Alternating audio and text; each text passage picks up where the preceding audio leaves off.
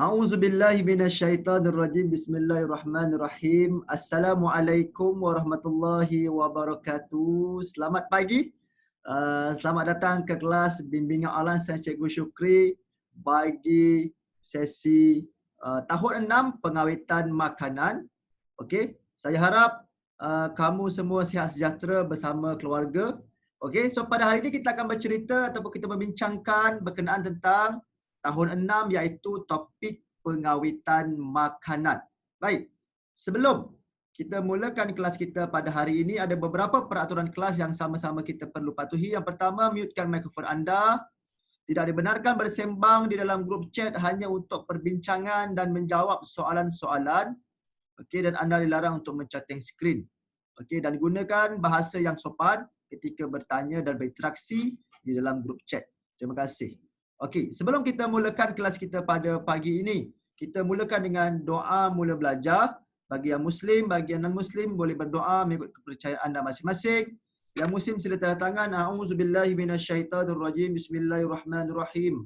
Allahumma ftah alaina hikmataka wansyur alaina min khazaini rahmatika ya arhamar rahimin. Ya Allah, bukakanlah ke atas kami hikmah-hikmahmu dan limpahilah ke atas kami hazanah rahmatmu, wahai yang maha pemurah lagi maha penyayang. Amin, amin, amin ya rabbal alamin. Semoga dengan bacaan doa sebentar tadi memberikan kita kemudahan dan kelancaran kelas kita pada pagi ini insya-Allah. Baik. Seperti awak telah sedia maklum, kita akan belajar tentang topik pengawitan makanan dan objektif pembelajaran kita pada hari ini yang pertama kita ingin mengetahui apakah ciri-ciri makanan yang rosak. Yang kedua, kita ingin melihat juga punca makanan merosak. Dan yang ketiga, apakah kaedah-kaedah pengawitan makanan yang berada di seluruh dunia. Okey, mari kita lihat satu video mudah ini. Okey, kita lihat dulu video ini.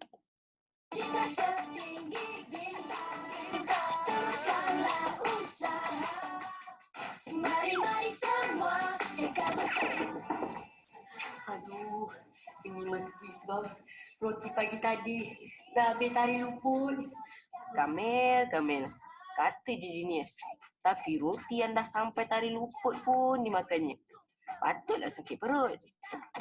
Makanan yang rosak adalah tidak selamat untuk dimakan. Ciri-ciri makanan yang rosak, bau yang busuk, rasa yang tidak enak, warna yang telah berubah, tekstur yang telah berubah, terdapat kulapuk atau kulat di atasnya. Mikroorganisma boleh menyebabkan makanan menjadi rosak. Mikroorganisma boleh membiak sekiranya terdapat udara, air, nutrien atau makanan, suhu yang sesuai, keasidan yang sesuai. Anda ada 20 saat untuk menghabiskan soalan. Selamat mencuba. Jika nak cemerlang, angkat tangan saja, jangan segan kalau ada soalan. 3, 2, 1, masa telah tamat. Aku tanya-tanya saja. Hei, jangan tanya, jawapan anda betul. Demi cita-cita, pandang kanan, cita setinggi bintang, teruskanlah usaha. Okey, baik.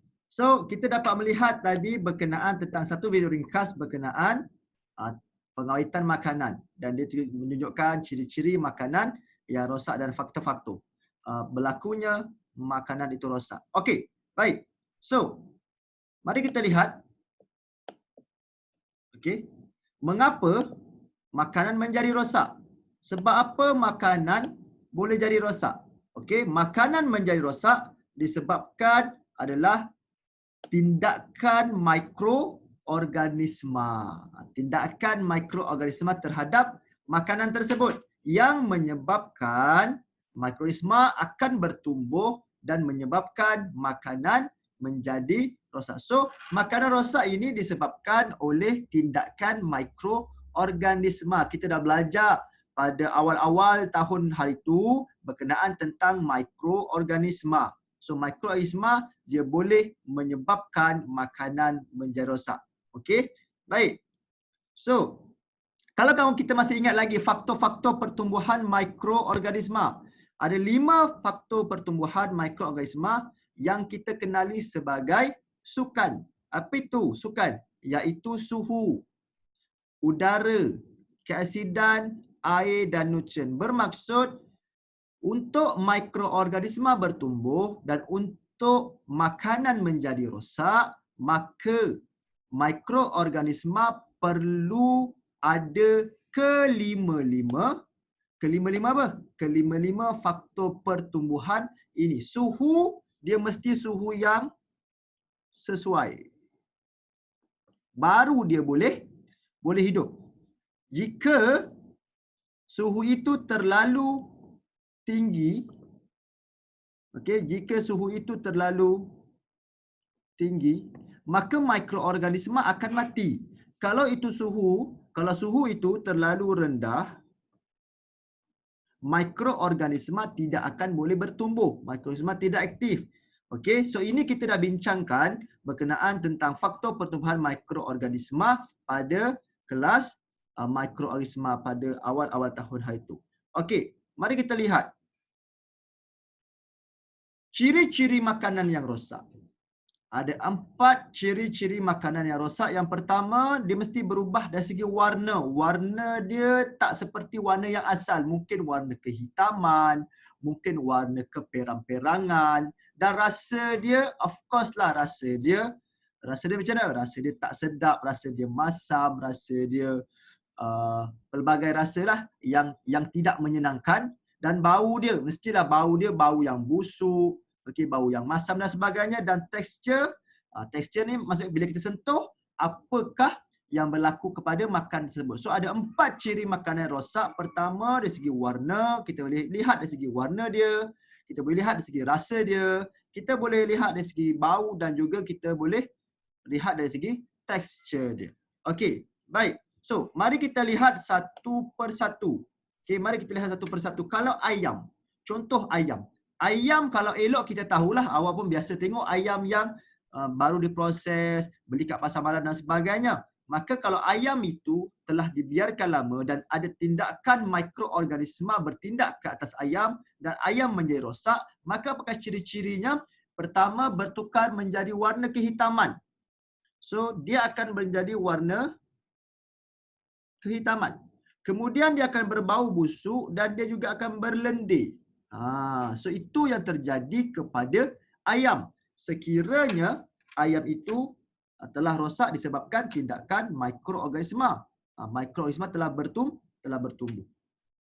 Kalau ikan pula, dia bertukar menjadi warna kehitaman, berbau busuk dan juga berlendir. Dia sama macam ayam lah. Macam ayam. Dia sama macam ayam.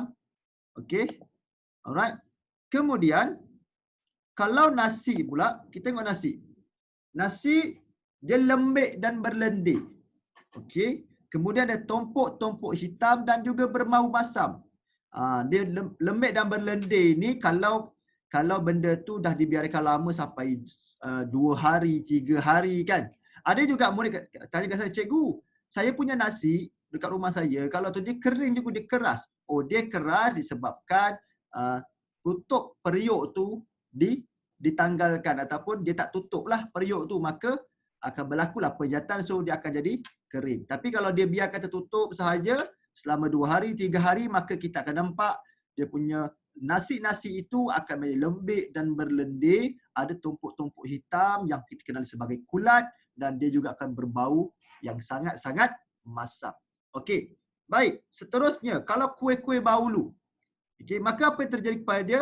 Dia akan ada tumpuk-tumpuk hitam seperti yang kita dapat lihat dalam skrin kita lah. Itu tumpuk-tumpuk hitam. Kalau buah-buahan dan sayur-sayuran, maka dia akan berubah tekstur. Okey, sepatutnya tekstur dia pejal. Tetapi bila kita sentuh bahagian hitam ni, kalau kita sentuh ni bahagian hitam ni, maka dia akan menjadi sangat-sangat lembik dan dia berkulat. So hitam ni adalah kulat lah. Dan juga warna dia kekuningan. Dan kalau sayur, kalau daun-daun sayur itu kita akan nampak layu lah. Ketika nampak layu. Layu kekuningan. Okey, itu sebabkan apa? Disebabkan oleh tindakan mikroorganisma. Dan kalau kita lihat kepada susu. Okey, kalau kita lihat kepada susu, maka susu, apa yang terjadi pada susu? Pertama, dia akan berbau busuk. Rasa kalau kita minum adalah rasa yang masam. Tekstur dia berbuih dan berketul-ketul. Okey. Mungkin kamu ada pernah pengalaman, mungkin juga kamu tak pernah ada pengalaman. Nak mudah macam ni lah. Kalau kamu pernah buat Milo ataupun buat air teh kan, air Nescafe yang kita letak dengan susu, cuba kamu biarkan selama 2 hari atau 3 hari. Maka kamu akan mengalami benda yang sama. Cikgu, kenapa Nescafe, Milo, teh tu jadi macam tu? Dia kan bukan susu. Sebab kita add on milk. Kita tambah susu di dalam minuman tersebut. Maka adanya susu, okey, dan dia akan sama seperti apa yang kita lihat pada susu yang sebenar. Jelas atau tidak? Sila komen. Ada sebarang soalan?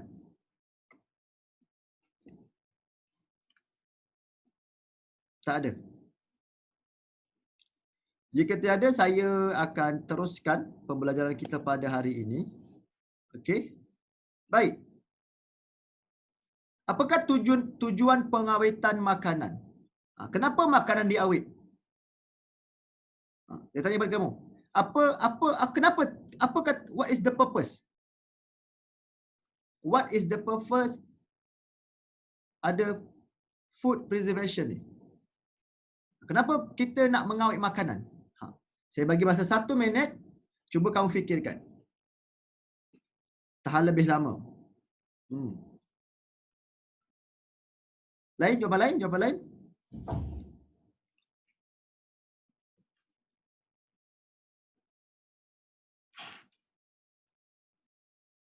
Okey. Tujuan pengawetan makanan adalah melambatkan atau menghalang proses hidup mikroorganisma supaya makanan tahan lebih lama. So, tujuan pengawetan makanan betul, dia tahan lebih lama. So, macam mana dia tahan lebih lama? Dia melambatkan atau menghalang. So, bila mikroorganisma berjaya dihalang daripada bertumbuh, maka makanan boleh tahan lebih lama. Kalau mikroorganisma dia boleh dilambatkan proses pertumbuhannya di atas makanan tersebut, maka dia juga akan menyebabkan makanan akan tahan lebih lama. So ini adalah yang memang ada dalam buku teks awak lah. Tujuannya melambatkan atau menghalang proses hidup mikroorganisma. So kita tahu bahawa proses hidup mikroorganisma dia bernafas, dia bergerak dan juga dia bertumbuh ataupun membiak. Okey, so itu adalah proses hidup mikroorganisma. Baik. Sekarang ini mari kita lihat satu persatu kaedah pengawetan makanan. Ada banyak kaedah pengawetan makanan yang kita akan pelajari pada hari ini. Okey. Jadi kaedah pengawetan makanan yang pertama dikenali sebagai pendidihan. Yang kedua, penjerokan. Yang ketiga, pembungkusan vacuum. Bukan vacuum kat rumah tau. Bukan vacuum sedut sampah habuk-habuk tu bukan. Okey. Seterusnya pengeringan, penyejuk bekuan, pemasinan, pengetinan dan pembotolan, pempesturan, pelilinan dan yang terakhir penyalaian. So ada berapa? Ada 2, 4, 6, 8, 10 kaedah pengawetan makanan yang kita akan bincangkan secara terperinci. Macam mana dengan 10 kaedah ini mikroorganisma dapat dihalang atau dilambatkan proses hidup mikroorganismanya supaya makanan itu tahan lebih lama. Are you ready? Okey, mari. Baik, mari kita sama-sama teruskan. Pendidihan. Pendidihan ini adalah satu proses memanaskan makanan pada suhu yang tinggi. Suhu yang tinggilah. Kita tahu suhu yang tinggi ni maksudnya dia sampai mendidih. Dia mesti sampai mendidih. Dia mesti sampai mendidih. Kalau air mendidih pada suhu 100 darjah Celsius. Tapi kalau rendang, apa saja masakan, dia mempunyai suhu yang untuk dia mendidih, kan, untuk dia ada belum apa, ada belum tu kan. Tu semua tu pada suhu-suhu yang berbeza. Dia tak samalah. Air 100 darjah Celsius. So, apa terjadi jika pendidihan berlaku, dia panaskan makanan pada suhu yang tinggi, maka suhu yang tinggi akan membunuh mikroorganisma. So, suhu yang tinggi akan membunuh mikroorganisma. Maka suhunya dah tak sesuai dah lah. So, mikroorganisma tidak boleh bertumbuh ataupun hidup. So, ini sebenarnya suhu yang tinggi membunuh kebanyakan mikroorganisma. Sebenarnya ini adalah jawapan kepada apa? Kepada inference dan kebat. Sebenarnya ini adalah jawapan kepada soalan-soalan inference dan juga kebat. Okey, mari kita lihat yang kedua. Penjerokan. Apa itu penjerokan? Proses merendam makanan di dalam larutan gula dan garam. Okey, merendam makanan. Kita rendamkan keseluruhannya, yang biasanya kita gunakan untuk buah-buahan dan sayur-sayuran lah. Contohnya cili jeruk, kan, ada buah-buahan jeruk, betul tak? Ada jeruk mangga, apa? Jeruk betik, betul? So banyak cili jeruk apa dan sebagainya. Kan, bawang jeruk. So itu proses merendam apa? Dalam makanan, merendam makanan dalam larutan gula atau garam. So, apakah sebenarnya yang dikeluarkan daripada SUKAN? Sebenarnya daripada sukan ni, faktor ni, apakah penjerukan dikeluarkan apa? Dia keluarkan ini dia. Keasidan dia tak sesuai. So, dia potong kat sini. Menjadikan keadaan tidak sesuai untuk, dan dia punya air dia sangat kurang. Bila sangat kurang, maka mikroorganisma nak tumbuh tu dia sangat lambat. Mengambil masa yang sangat lama. So, dia ada keasidan yang tidak sesuai dan juga disebabkan contoh, banyak sangat gula tu. So, gula tu melebihi daripada air. Kan air gula kan. So, gula tu dah pergi sangat banyak. Mungkin kalau ikut peratus, mungkin 80% gula, 20% air.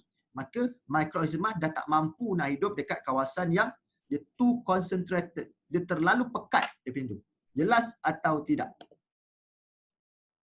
Okey? Jelas atau tidak? Sila komen.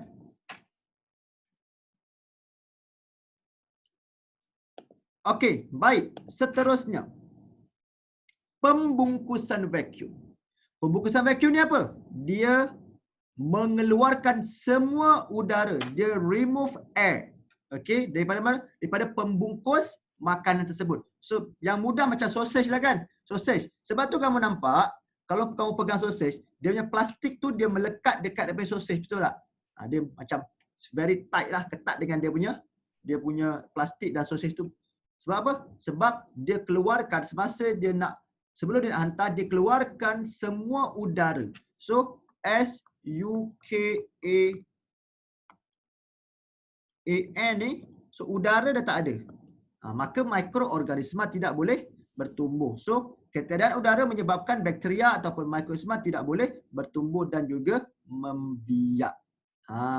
So, makanan-makanan yang kita keluarkan udara daripada dia punya bekas, maka apa? Maka dia boleh bertahan dengan lebih lama. So, mari kita lihat satu video bagaimana alat ini digunakan untuk mengeluarkan mengeluarkan udara dari plastik makanan supaya makanan itu tahan lebih lama. Baik, mari kita sama-sama saksikan.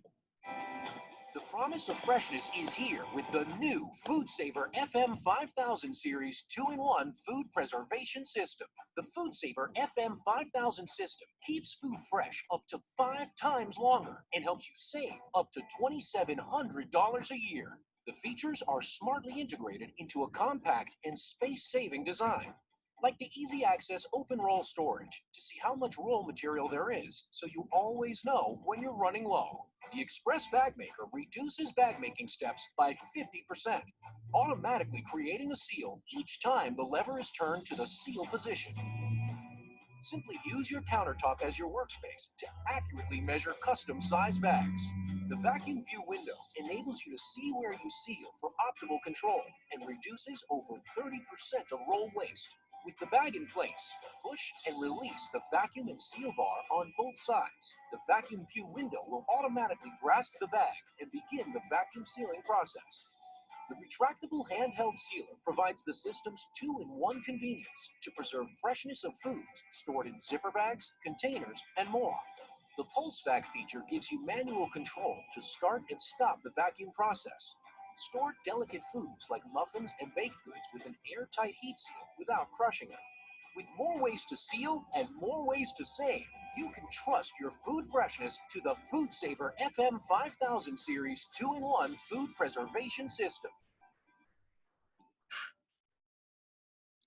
Okey, kamu dapat lihat dengan baik video tersebut? So video itu menunjukkan, saya tak jual lah barang tu. Okey, saya tak jual barang tu, saya nak tunjukkan.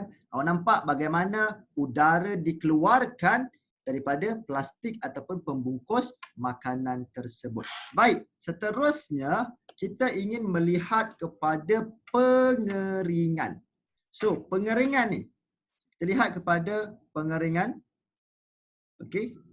Alright. So, pengeringan ni, apa dia? Menyingkirkan kebanyakan air daripada makanan. Dan ada dua cara, sama ada dia boleh dijemur di bawah cahaya matahari ataupun dimasukkan dalam ketuha. Dia ada dua caralah, macam ikan kering kan. Nelayan-nelayan ada tangkapan ikan yang banyak, maka dia tak mampu nak jual semua pada satu masa. Maka apa dia buat? Maka dia jadikan ikan itu sebagai ikan kering supaya ikan itu boleh tahan lebih lama dan boleh digunakan dalam jangka masa yang lama. Seterusnya, asam gelugur. Okey, asam gelugur. Asam gelugur ni kat rumah kamu memang banyak. Orang panggil dia asam keping. Okey, kita panggil sebagai asam keping. Tapi sebenarnya nama dia adalah asam gelugur. Yang orang nak masak sambal nasi lemak kan, kalau tak ada asam jawa kita boleh gunakan asam keping lah. So dia juga melalui kaedah pengeringan di bawah cahaya matahari. Mihon ni, Maggi awak tu, mi segera tu, itu semua melalui proses pengeringan. Dia masuk ke mana? Dia masuk dekat ketuha yang besar, dibiarkan selama beberapa pada satu jarak masa. Okey, so air dalam tu semua dikeluarkan, maka dia kering. Bila kering, so SUKAN yang tak ada adalah air, maka mikroorganisma tidak boleh bertumbuh. Okey, seterusnya kita ingin pergi kepada penyejuk, bekuan dan pendinginan. Penyejuk, bekuan satu part, pendinginan satu part. Dia ada sedikit perbezaan. Dia ada slightly differences between penyejuk, bekuan dan pendinginan. Apakah perbezaan dia? Perbezaan dia adalah kalau penyejuk bekuan, dia punya suhu dia mesti start from zero. Mesti bermula daripada kosong. Kosong dan ke bawah. Bermaksud kosong dan ke bawah itu adalah macam mana? Kosong, -1, -2, -3, -4 degree Celsius. Itu maksud dia. Itu adalah maksud kepada 0 darjah Celsius dan ke bawah. Berbeza dengan pendinginan yang dia adalah kurang daripada 18 darjah Celsius. Maksudnya kurang daripada 18 darjah Celsius. Kurang daripada 18. Maksudnya 17, 16, 15. Tapi dia tak sampai kosong lah. Kan? 10 darjah Celsius. Tapi dia tak sampai kosong. Okey. So, di penyejuk bekuan, mikroorganisma tidak aktif. Di penyejuk bekuan, mikroorganisma tidak aktif. Bahasa mudah dia macam berhibernasi. Konsep dia macam berhibernasi. Dia tidur, dia tak buat apa-apa. Tapi dia tak mati. Berbeza tadi pendidihan, suhu yang tinggi akan membunuh mikroorganisma. Maka dia mati. Benda yang mati takkan hidup balik. Berbeza dengan penyejuk bekuan, dia tidak aktif. Dia tak mati. Dia macam tidur. Macam berhibernasi. Dan apabila kita keluarkan makanan tersebut, kita letak atas meja, dapat suhu yang sesuai, maka yang tidak aktif tadi ni, yang tidur ni, yang tak jaga tadi, dia mula bangun dan mula bertumbuh. Itu perbezaan dia. Pendinginan pula, mikroorganisma ni kurang aktif. Pendinginan mikroorganisma kurang aktif. Kalau letak dekat satu makanan, letak dekat meja, 2 hari dah rosak, letak dekat pendinginan, mungkin dia tahan sampai 5 hari. Letak penyejuk bekuan, dia boleh tahan sebulan, 2 bulan, 3 bulan. Itu perbezaan dia. Okey, perbezaan penyejuk bekuan dan pendinginan, kita letak dekat penyejuk bekuan, mikroorganisma tidak aktif. Dia tak buat apa-apa. Tapi kalau letak dekat pendinginan, dia aktif tapi dia kurang aktif. Dia kurang aktif. So, apakah makanan-makanan sesuai? Adakah semua makanan sesuai letak kat penyejuk bekuan dan pendinginan? Tidak. Ada makanan-makanan tertentu. Penyejuk bekuan biasanya makanan-makanan yang berasal daripada mana? Berasal daripada haiwan.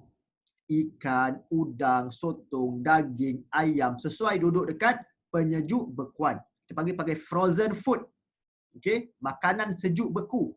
Maksudnya dibekukan. So dia boleh tahan lama. Setahun boleh tahan. Tak ada masalah. Okey.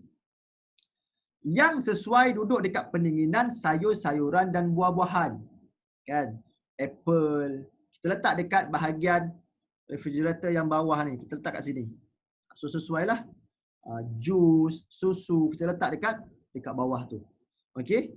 Dan kalau kita biarkan selama 2 minggu, makanan dalam tu akan rosak. Kenapa rosak? Sebab saya kata tadi, pendinginan dia kurang aktif.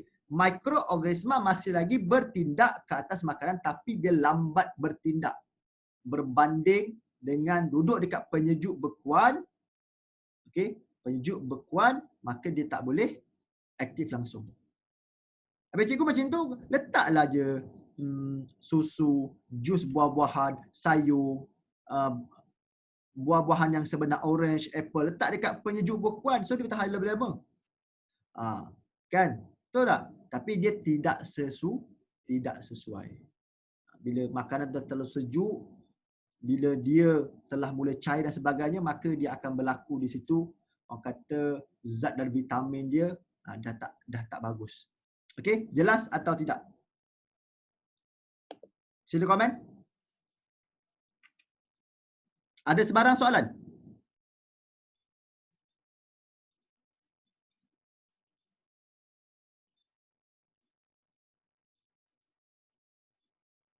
Okey.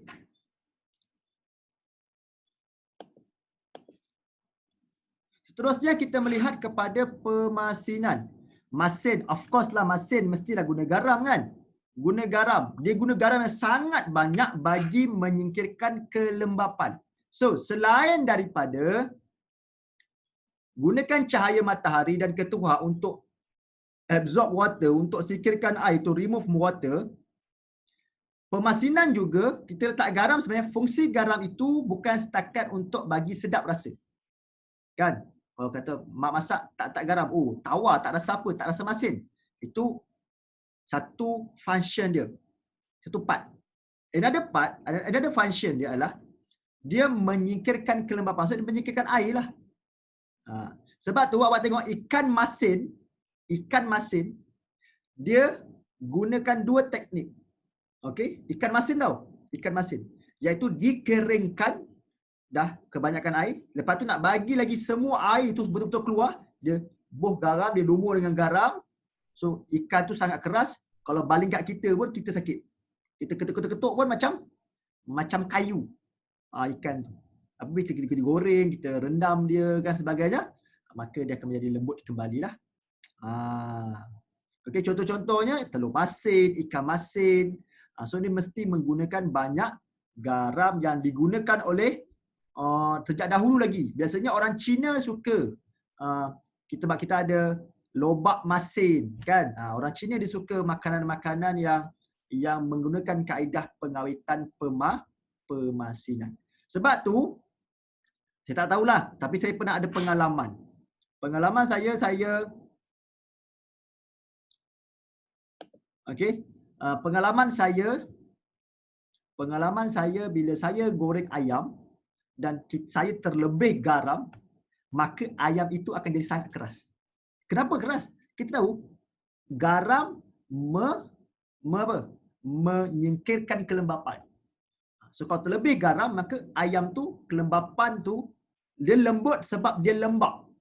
Faham? Dia lembut sebab dia lembab. Tapi kalau dia dah kelembapan tu tak ada, maka jadi keras. So ayam tu keras tak boleh makan lah. Tak boleh buat apa, tak boleh diselamatkan. Makan sikit, akhirnya diberi kepada ayam, kepada kucing dan sebagainya. Okey, saya ada satu soalan di sini daripada Arina Zara. Dia kata, cikgu, kenapa ikan masin bila masak meletup? Bila masak meletup, ikan meletup ke minyak tu meletup? Dia ada beberapa faktor lah. Okey, ada beberapa faktor. Mungkin minyak tu terlalu panas, ataupun ikan itu belum cukup kering lagi dan sebagainya. Ada beberapa faktor lah. Okey, baik. Pelilinan. Lilin. Dia letak apa? Dia letak lilin lah. Tapi bukan lilin yang candle yang tu kan, bukan yang tu lah. Bukan. Tapi dia guna lilin. Apa dia? Untuk apa? Untuk menyalut buah dan sayur-sayur seperti apple, orange, lemon, tomato dengan lilin cair. Dia guna lilin cair dalam bentuk liquid untuk mencegah mikroorganisma di permukaan. Okey. So kita tahu ni. Alright. So dia ada lapisan ni. Okey. Dia lapisan luar nipis je. Lapisan ni.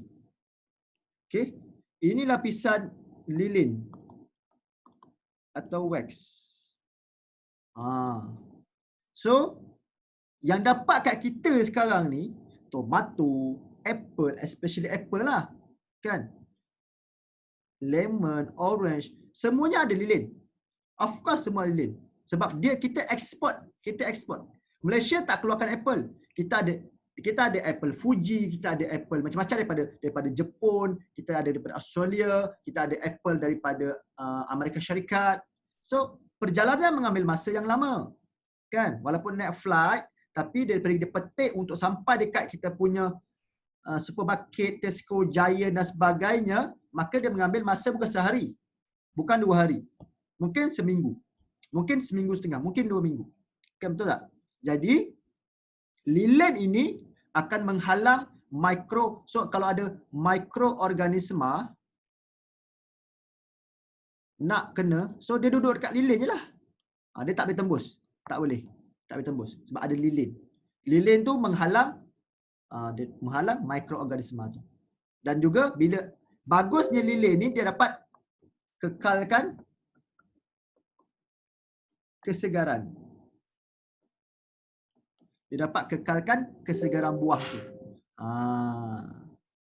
Okey. Alright.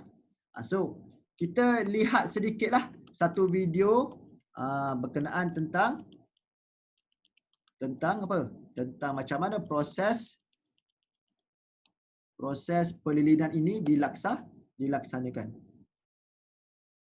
Sekejap. Cikgu, kalau sebelum dia letak buah dalam lilin, okey. Okey, Iman, good. Sebelum dia nak lilin tu, dia bersihkan dululah. Dia bersihkan supaya tak ada mikroorganisma, baru dia tak lilin. Okey, so kita tengok dulu video ni.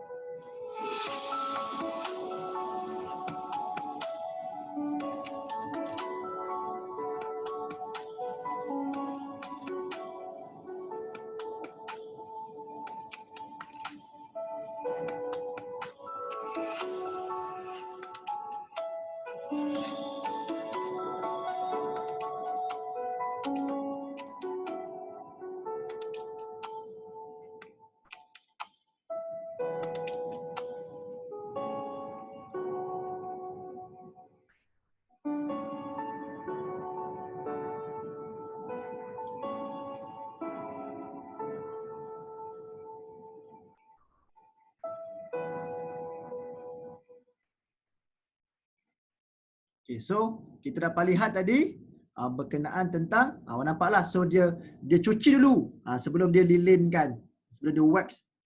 Okay. So seterusnya tengok ni, wash before you eat another apple. Kita tengok ni.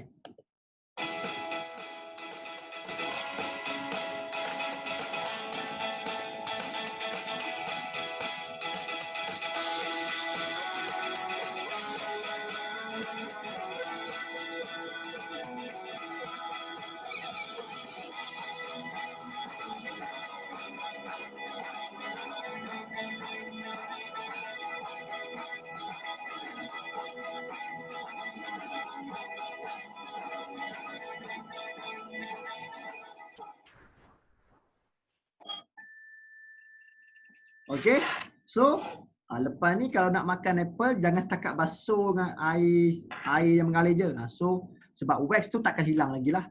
Tapi kalau kamu dah malas sangat nak basuh macam cara macam tu, apa cara dia?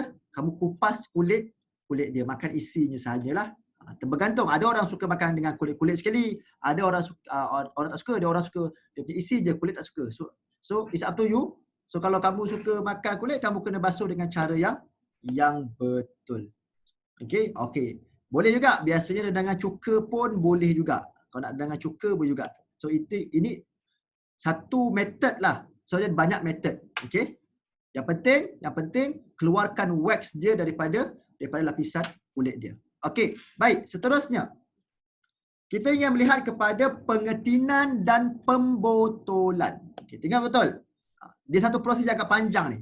Pengetinan ni dia ada tiga proses yang dilalui. Yang pertama, dia kena didihkan makanan. Bermaksud dia kena didihkan sampai boiling, sampai boil semua tu.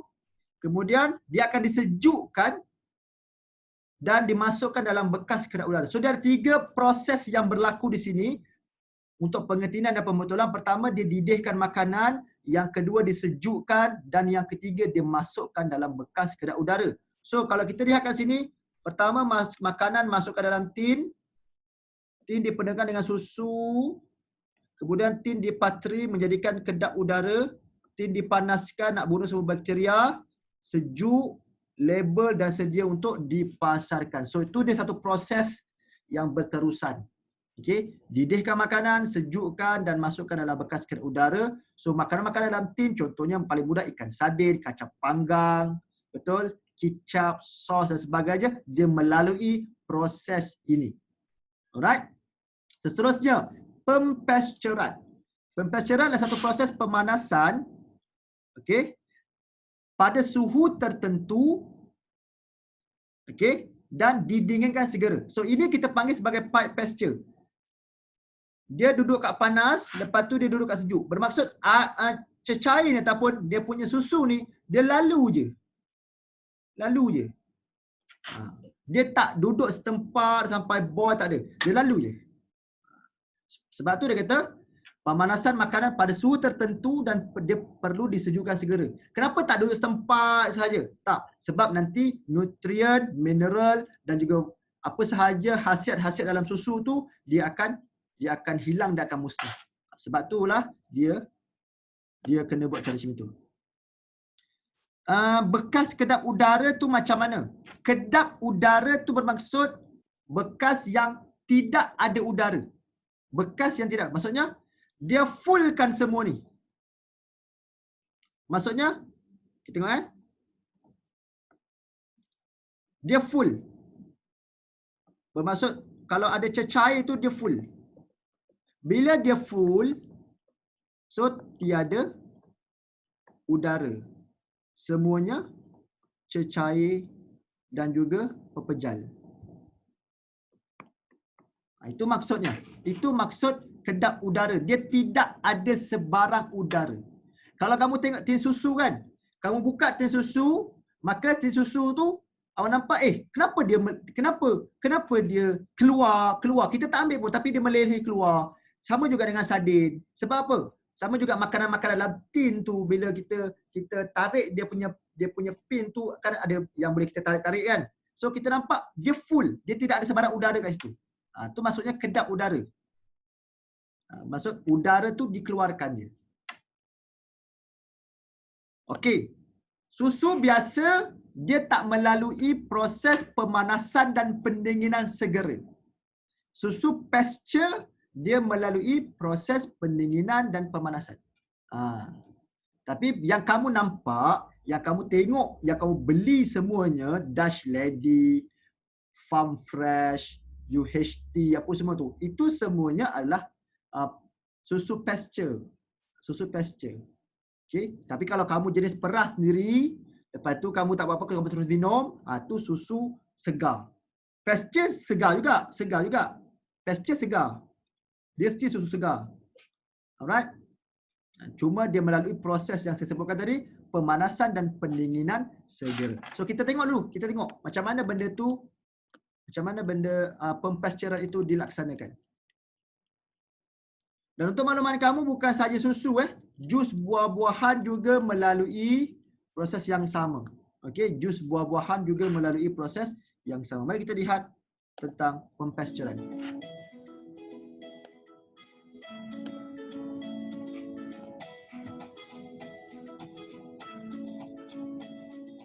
The milk goes from the udder through the milking claw and piped immediately to a very large refrigerated bulk tank at the dairy. Milk is warm when it comes out of the cow, about 100 degrees, but is quickly cooled to about 40 degrees in the bulk tank. The milk is loaded each day into a large truck that transports it to a processing plant. Milk is tested for safety and quality before it goes into the truck and again when it arrives at the processing plant. The milk is then pumped from the truck into the processing plant. At the processing plant, milk is pasteurized, pasteurizada, and homogenized. homogeneizada. The pasteurization process heats the milk to 160 degrees for 16 seconds to keep our milk safe. The milk you drink at school is always pasteurized. At the processing plant, milk is also homogenized. This means milk is forced through small holes to break it into smaller particles. If milk is not homogenized, the cream will separate out and float to the top. Finally, milk is packaged into bottles and cartons or made into other dairy foods you love, such as cheese and yogurt. Boys and girls, what did you learn about processing? The milk is transported to a... Okay, so itu kita katakan tadi sebagai pempasturan. Okay, seterusnya kita nak melihat kepada satu kaedah yang orang-orang dulu dah lama buat, iaitu kaedah penyalaian. Penyalaian ni ataupun salai adalah satu kaedah mengeringkan makanan tetapi dia guna asap. Dia memang bakar kayu api, arang dan sebagainya, tapi kita bukan gunakan haba daripada api tersebut. Kita cuma nak asap. Kalau kamu pernah makan Burger King, dia ada smoked beef. Betul tak? So smoke tu asap dengan cara disalaikan. So dengan satu tempoh masa yang lama, so kaedah ini membantutkan ataupun dia merencatkan dia tak boleh bagi daging tu dirosakkan oleh mikroorganisma sebab air dah tak ada. Kenapa orang suka salai? Sebab dia punya bau dan rasa asap tu yang menyebabkan orang cari. Daging salai kan, itik salai, okey, ikan salai, pisang salai. So itu contoh-contoh makanan. Dan penyalaian ni sangat lama. Kalau di Malaysia mengambil sehingga 7 hingga 8 jam. Tapi kalau di luar negara, Western ataupun Timur Tengah, dia buat proses penyalaian sama macam kita, tapi dia mengambil masa sehingga 24 jam, 48 jam. So rasa semakin lama dia salai, makin sedap makanan tu. Dan puasa ni cerita pasal makanan. Sabar. Nak berbuka lambat lagi. Astagfirullahaladzim. Okey? Jelas atau tidak? So dia menggunakan asap tu yang kita nak. Jelas? Okey. So ini satu projek yang awak boleh buat kat rumah sebenarnya. Kan? Cuba buat kat rumah kalau ada nenas lah, Kalau tak ada nenas sekarang ni, ada je nenas orang jual dekat pasar raya banyak. So kita nak buat apa? Kita nak buat jam nenas. Cuba kamu buat sendiri. Biasa kamu beli je. Betul tak? Sekarang cuba kamu buat sendiri. Macam mana dia guna asap tu? Dia bakar kan menghasilkan asap. Kalau kita panggang, ini bara api, ini dia punya arang, ini makanan dia. So rapat. Tapi kalau asap, dia jauh. Sebab kita tak nak haba dia. Kita tak nak dia punya panas. Kita nak asap tu. Faham tak Fatihah? Okay. So dia letakkan satu kawasan ataupun satu tempat tu yang tertutup lah supaya asap tu sentiasa ada dalam tu, dia tak keluar. Kenapa luar negara lagi lama? Sebenarnya kita pun boleh buat lagi lama. Cuma kita tak ada masa nak buat. Okay. Makin lama penyalayan tu makin mahal makanan tu. Okay. So kita berbalik kepada jam nenas kita. Okay. So kupas, lepas tu kita kisarkan dia. Kemudian kita masakkan isi nenas. Okay, isi nenas tadi dengan gula. Kemudian dah kacau, tutup. Dan bila dah pekat dah sejuk, masukkan dalam botol. So ini adalah kaedah pembotolan. Sebab dia tiga proses tu. Pertama, dididihkan. So dia mendidihlah kat sini. Dididihkan. Lepas tu disejukkan. Lepas tu masuk dalam botol. So dia adalah proses pembotolan. So cuti-cuti ni kan, hari ni ke esok ke, cuba buat jam nenas sendiri. Menarik tu. Kamu boleh buat dengan bantuan ibu dan ayah kamu. Alright. So kepentingan teknologi pengawetan makanan. Apa kepentingan dia? Yang pertama, mengatasi masalah bekalan makanan. Kalau banjir, kita boleh supply food. Time COVID ni kan, makanan ada tempat-tempat yang diarahkan PKPD, pergerakan kawalan diperketatkan. Masih ketat, tak boleh siapa keluar, tak boleh masuk. So dengan dia bagi apa? Dia bagi beras, dia bagi mihun, dia bagi Maggi, dia bagi sardin. Kan semua tu telah melalui proses-proses pengawetan makanan supaya makanan tahan lebih lama. Okey? Setengah makanan yang dihasilkan oleh sebuah negara boleh dinikmati oleh negara lain. Contohnya orange, lemon, kan? Anggur, apple. Kita tidak membuat semua tu. Kita import makanan-makanan tu. Dan durian kita boleh ekspor dekat luar negara. Dan seterusnya makanan bermusim sentiasa diperoleh. Paling mudah, mangga. Mangga salah satu makanan yang bermusim. Sekarang ni tengah buah mangga lah musim. Harum manis daripada Perlis. Memang tengah musim sekarang. Tapi kalau kita tengok lagi 4-5 bulan lagi, mangga dah tak ada. Musim mangga dah tak ada. Tapi boleh tak kita makan mangga? Ataupun boleh tak kita dapat makanan yang berasaskan mangga? Boleh. Sebab apa? Sebab berlakunya proses pengawetan makanan. Jus mangga kita boleh dapat. Betul tak? So itu melalui proses pengawetan makanan. Seterusnya, senang disimpan dan mudah diangkut. Awak bayangkan, kalau kita ikan sardin tu, dia contoh ikan tuna besar kan. Kalau kita letak dalam tin, dia dalam tin kecil-kecil. Kalau tidak, kita nak simpan satu ikan tuna yang sangat besar tu dekat mana? Tak ada tempat. Tapi kalau kita potong-potong, kita masukkan dalam tin, kita jadikan satu sebagai makanan dalam tin, maka tin tu kecil-kecil kita boleh simpan dekat mana-mana yang kita nak. Dan yang terakhir, makanan yang diawet boleh simpan lebih lama dan memenuhi keperluan bekalan sepanjang tahun. Itu maksud kalau kita nak makan, kita boleh dapatkan dia. Okey, jelas atau tidak? Ada sebarang soalan? Do you have any question? Faham ke saya ajar ni? Faham ke?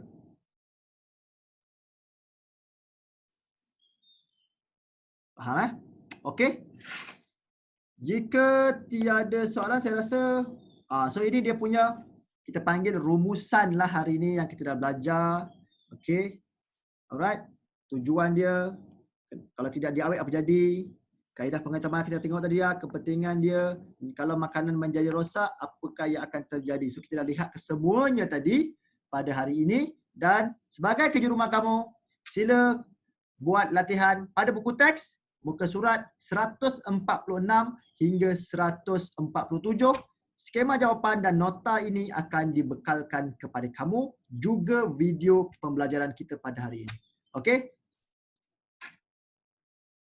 Jelas? Dengan penerangan dan arahan berkenaan tentang kerja rumah. Okey, baik.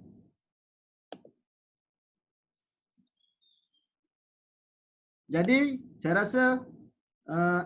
rasa itu sahaja daripada saya. Okey. Terima kasih kerana mengikuti kelas bimbingan online saya Cikgu Syukri, dan saya harap kamu teruskan belajar, stay safe dekat rumah. Dan kita jumpa lagi pada kelas yang akan datang. Assalamualaikum warahmatullahi wabarakatuh. Bye-bye.